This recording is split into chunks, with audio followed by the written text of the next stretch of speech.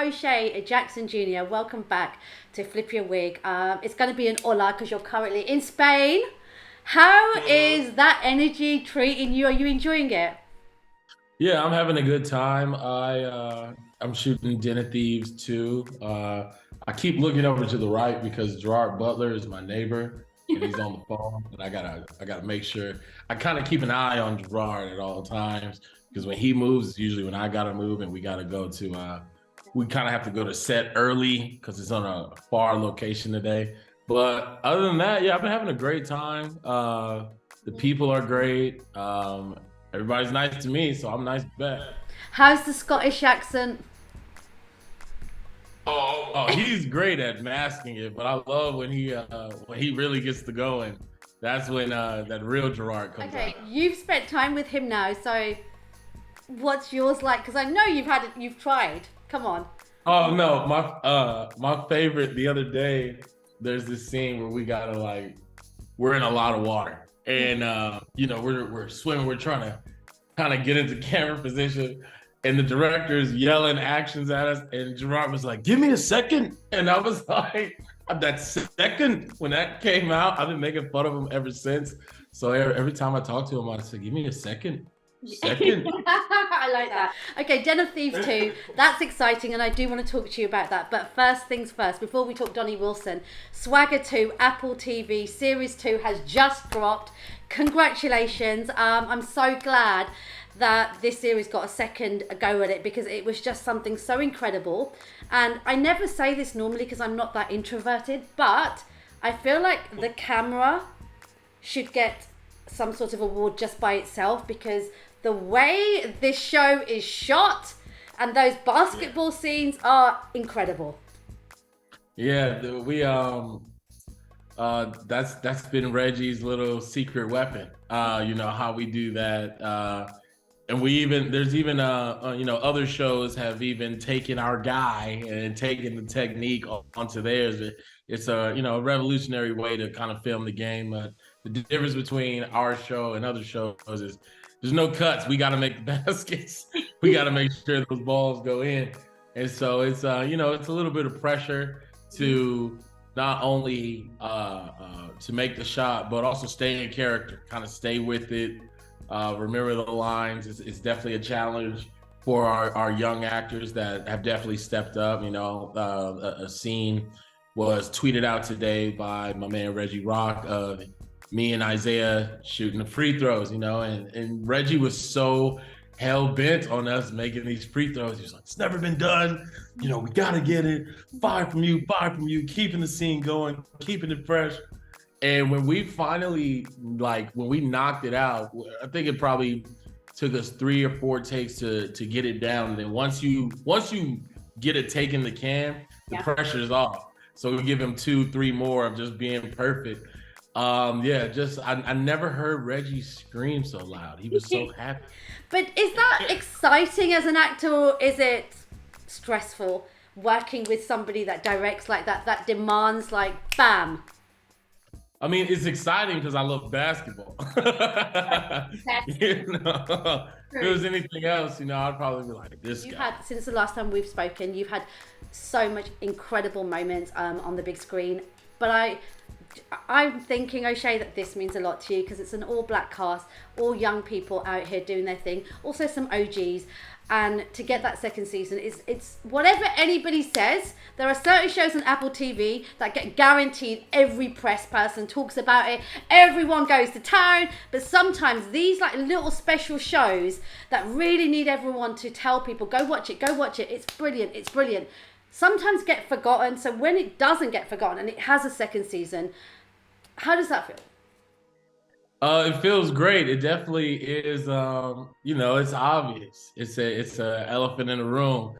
I remember after season 1 was finished, I'm on Twitter every day. And I'm like, all right, such and such got renewed for a second season. All right, such and such got renewed for a fourth season. Like, where's our announcement, man? Where's our big, hold on, bro? And I had to get, a text from Reggie that just said July. And then you kind of have to be prepared at any moment to kind of get back into it. And Swagger has a major part of my heart. When, because we didn't get a major announcement for season 2, when we got it finally, I was on my way to film Den of Thieves. So I had to call Den of Thieves, like, listen, so there's a situation right now where the show that I'm on is about to, we're about to gear up and film again. So Den of Thieves had to push itself back because I told them I'm not leaving Swagger high and dry. I can't just dip out on my guys, my kids, my coaches. Swagger is special to me. Everybody involved has a piece in my heart. I worry about them. I ask them to call me when they got auditions that they need me to read with. Like I'm there for them. So this is my little family. Yeah, I think it's a special show as well, because away from the obvious, having an all black talented cast, it's also brilliantly made. There's real characters, there's real story. You really are rooting for different people. Your character's having its ups and downs, and this season it's not going to get any easier. Is it exciting when you open the script and you think, because I know you wanted to be a baller. I think every guy from America at some point wanted to be a baller. Over here, everyone wanted to be a footballer. So you're kind of sort of living it, although he doesn't really get to do it at the level he would have liked to. Yeah. Is it a bit bittersweet, or is it still like, yeah, this is kind of a little bit like what I would have wanted to do? No, I love it because, it's rare that I get to do a project where in between takes, I can just go play basketball with the cast. It's it's a good time. The beauty of me and Ike is we have so many similarities, so many parallels. His daughter is starting school. While we were filming season 2, my little girl was going into kindergarten. Aww. So it was just like, so it was just so many parallels that I'm able to openly just quickly connect with.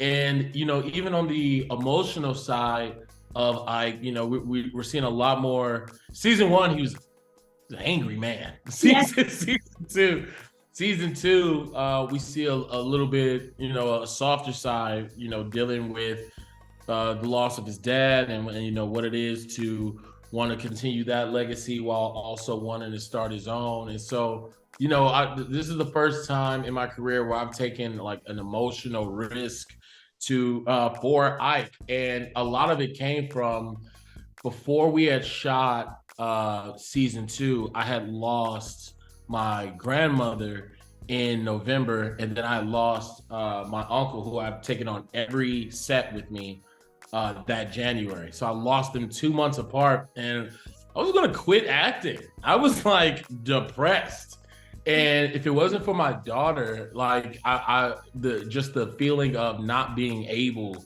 to give up, not being able to just call it quits, because I got a little person who depends on me.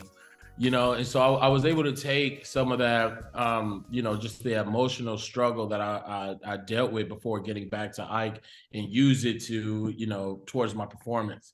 So, it is bittersweet, be able to go back to Ike is, one of the best things that I've gotten to do in my career. Well, I'm really sorry to hear about all the losses, but I'm so pleased that you were able to channel it, and hopefully those young actors around you, I saw, I think Isaiah was posting some videos of them all, like, they look like they're now finally, like, legitimately we're actors, and they're living it and they're enjoying it. So I think having you on set as Big Bro, it must just be so funny when you're like looking at them thinking, okay, guys, chill out, take a deep breath.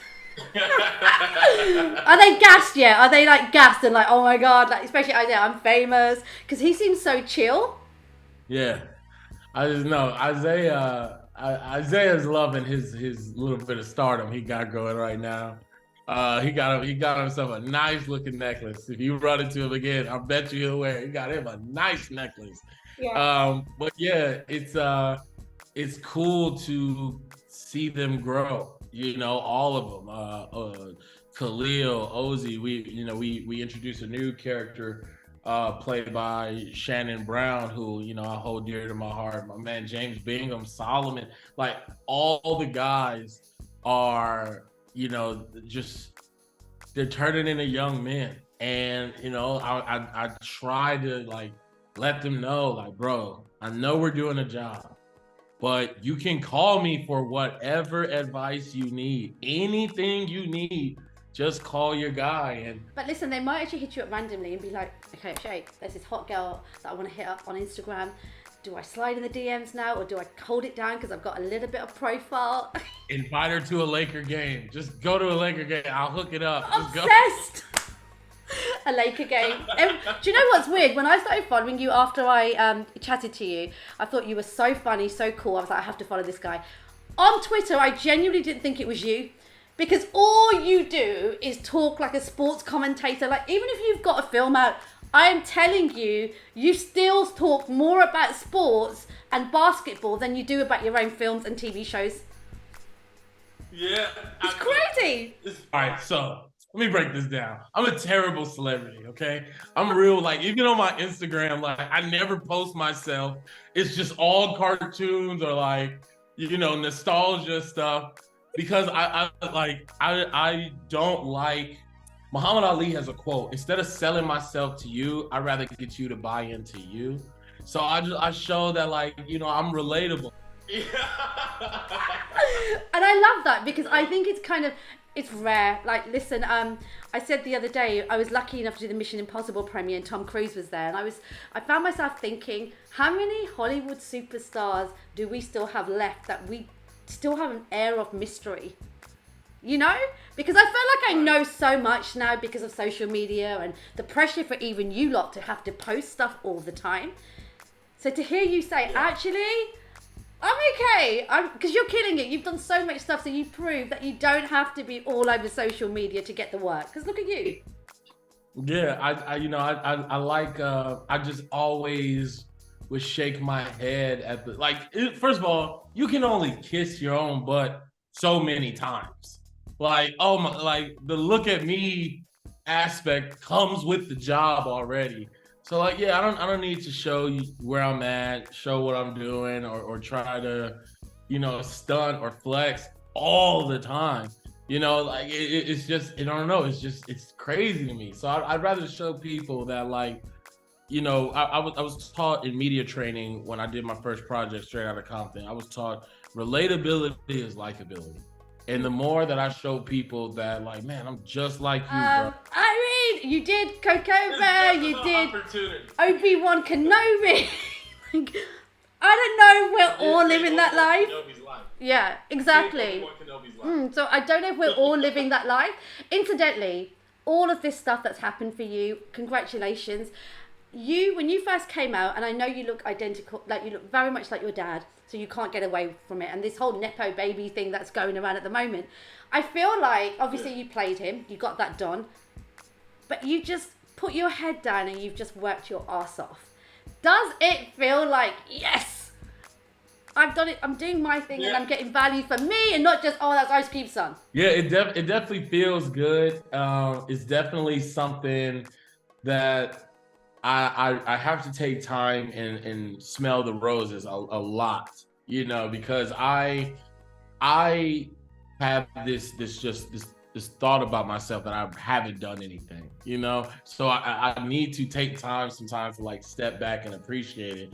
I've told this story before, but the first and only conversation I had with my hero, Kobe Bryant, was about that feeling. I felt stagnant in my career, and I hit up Kobe. I was drunk, and I hit up Kobe on Twitter in the DMs, and I was like, listen, I need, like, some movies or some quotes or a book or something that, will keep me motivated. And he gave me his number, and he hit me up, and he was like, hold on to that feeling.